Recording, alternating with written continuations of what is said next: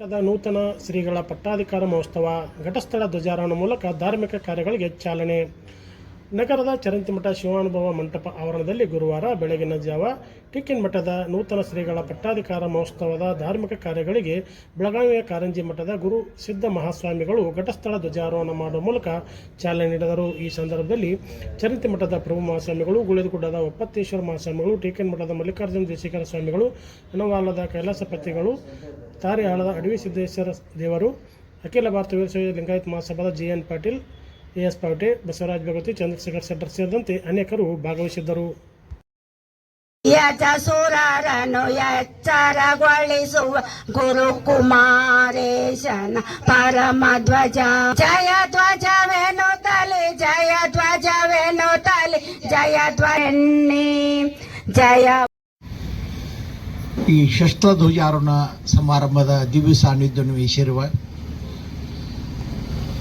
ನನ್ನ ಅನುಗ್ರಹ ಗುರುಗಳಾದ ನಿಡಸೋಶಿ ಹಾಗೂ ಚರಂತಿ ಮಠದ ಪೀಠಾಧಿಪತಿಗಳಾದ ಪೂಜ್ಯ ಜಗದ್ಗುರುಗಳವರಲ್ಲಿ ಅನಂತ ಭಕ್ತಿಯ ಪ್ರಣಾಮಗಳು ಸಲ್ಲಿಸಿ, ಟಿಕೆನ್ ಮಠದ ಪೂಜ್ಯ ಮಲ್ಲಿಕಾರ್ಜುನ ದೇಶಿಕರಲ್ಲಿ ಹಾಗೂ ವೇದಿಕೆ ಬರುವಂತಹ ಎಲ್ಲ ಪರಮ ಪೂಜ್ಯರಲ್ಲಿ ಅನಂತ ಪ್ರಣಾಮಗಳು ಸಲ್ಲಿಸಿ, ಇವತ್ತಿನಿಂದ ಬಹಳ ಪ್ರಾಚೀನವಾದ ಇತಿಹಾಸವುಳ್ಳ ಟಿಕೆನ್ ಮಠದ ಪಟ್ಟಾಭಿಷೇಕದ ಅಂಗವಾಗಿ ಈಗ ಷಷ್ಠಧ್ವಜಾರೋಹಣ ಪೂಜ್ಯರ ಸಾನ್ನಿಧ್ಯದಲ್ಲಿ ನೆರವೇರಿದೆ.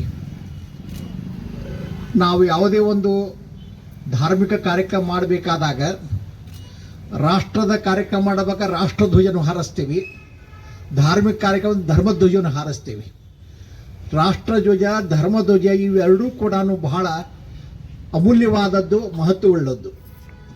ಈ ಧಾರ್ಮಿಕ ಕಾರ್ಯಕ್ರಮದ ಮುಂಚಿತವಾಗಿ ಇವತ್ತು ಷಷ್ಠಲ ಧ್ವಜವನ್ನು ಇವತ್ತು ಅದನ್ನು ಹಾರಿಸಲಾಗಿದೆ.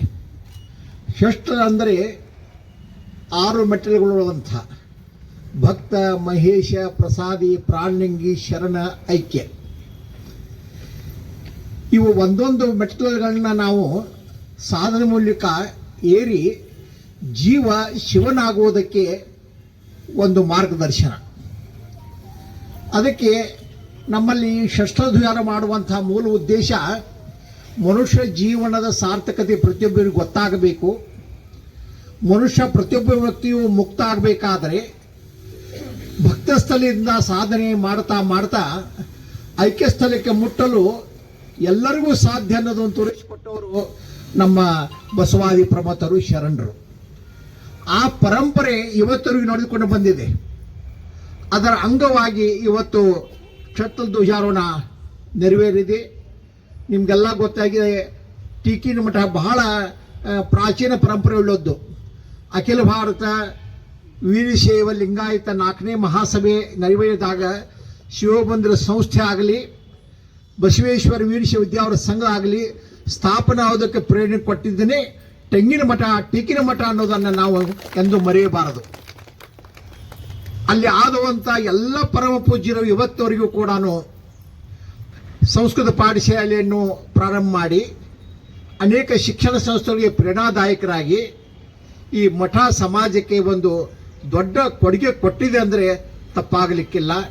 ಇಂತಹ ಪರಂಪರೆಯಲ್ಲಿ ಬಂದವರು ನನಗೆ ಗೊತ್ತಿದ್ದಂಥವ್ರು 3ನೇ ಸ್ವಾಮಿಗಳು ಮಲ್ಲಿಕಾರ್ಜುನ ಮಹಾಸ್ವಾಮಿಗಳು. ಶತಾಯುಷರಿದ್ದಾಗ ಅವರ ಸಾನ್ನಿಧ್ಯದಲ್ಲಿ ಅನೇಕ ಸಲ ನಾನು ಅವರ ದರ್ಶನ ಪಡೆಯುವಂಥ ಸೌಭಾಗ್ಯ ದೊರಕಿತ್ತು. ಈ ಮಣ್ಣ ಲಿಂಗೈಕ್ಯರಾದ ರೇವಣಸಿದ್ಧ ಸ್ವಾಮಿಗಳು ನಮ್ಮ ಆತ್ಮೀಯ ಗೆಳೆಯರು, ಆತ್ಮೀಯರು.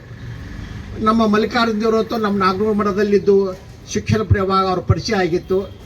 ಇವೆಲ್ಲ ಸಂಸ್ಕಾರಗಳಂತ ಮಲ್ಲಿಕಾರ್ಜುನ ದೇವರು ಇವತ್ತು ವಿದ್ಯಾವಂತರಾಗಿದ್ದಾರೆ, ಆಚಾರ ಸಂಪನ್ನರಾಗಿದ್ದಾರೆ, ಶಿವ ಸಂಪನ್ನರಾಗಿದ್ದಾರೆ.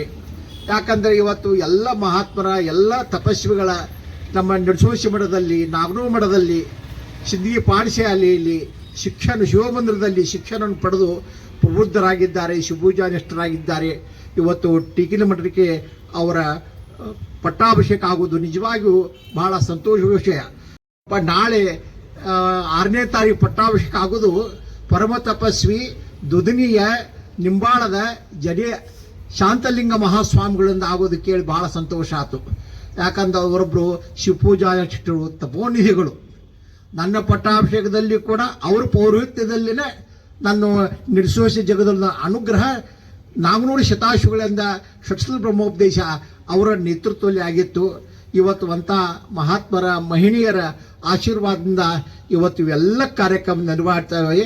ಈ 5-6 ದಿವಸ ನಡೆಯುವಂತಹ ಎಲ್ಲ ಕಾರ್ಯಕ್ರಮಗಳಲ್ಲಿ ನೀವೆಲ್ಲರೂ ಕೂಡ ಪ್ರತಿ ದಿವಸ ಹೆಚ್ಚಿನ ಸಂಖ್ಯೆಯಲ್ಲಿ ಭಾಗವಹಿಸಿ ಈ ಕಾರ್ಯಕ್ರಮವನ್ನು ಯಶಸ್ವಿಗೊಳಿಸಬೇಕು ಅನ್ನುವಂಥ ಮಾತನ್ನು ಹೇಳಿ ಈ ಕಾರ್ಯಕ್ರಮ ನಿರಂತರ ನಡೆಯಲಿ ಅಂತ ಆಶಿಸಿ ನನ್ನ ಮಾತಿವರ ಆಶೀರ್ವಾದ ಶ್ರೀಮಠಕ್ಕೆ ಹಾಗೂ ನಮ್ಮೆಲ್ಲರಿಗೂ ಇರಲಿ ಅಂತ ಈ